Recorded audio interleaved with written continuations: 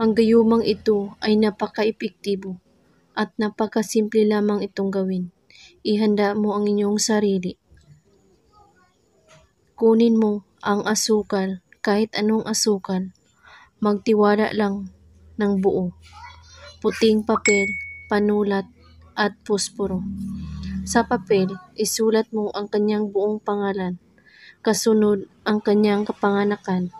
Ulit-ulitin mo itong isusulat hanggat ito ay mapuno ang papel sa pangalan at kapanganakan niya.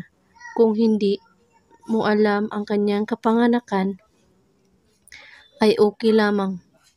At saka mo itupi ang papel. Nakaharap sa'yo ng 2 beses at kunin mo ang mangkok at posporo. Sunugin mo ang papel at saluhin mo ang mga abo nito sa mangkok. Bago sunugin ang papel, banggitin mo ang kanyang pangalan ng 3 beses at sabihin mo, "Ikaw ay mapapasa akin. Ako ay iyong iibigin."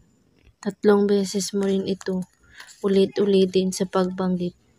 At pagkatapos, pag naabo na ang papel, kumuha ka ng asukal, ilagay ito sa mangkok kasama ang abo. Saka mo ito haluing mabuti at ilagay ito sa plastic at ibalot ito at itago ito sa loob ng 3 araw. Paglipas ng 3 araw, kailangan ay makagawa ka ng paraan upang malagyan mo ang kanyang pagkain o inumin, kahit 1 kirot lamang. Ito ay maaari mo ring gawin sa inyong asawa o partner.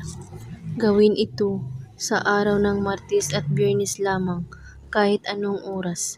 At kung may katanungan po kayo ay magko-comment lang po sa baba. Maraming salamat sa panonood. May God bless us all.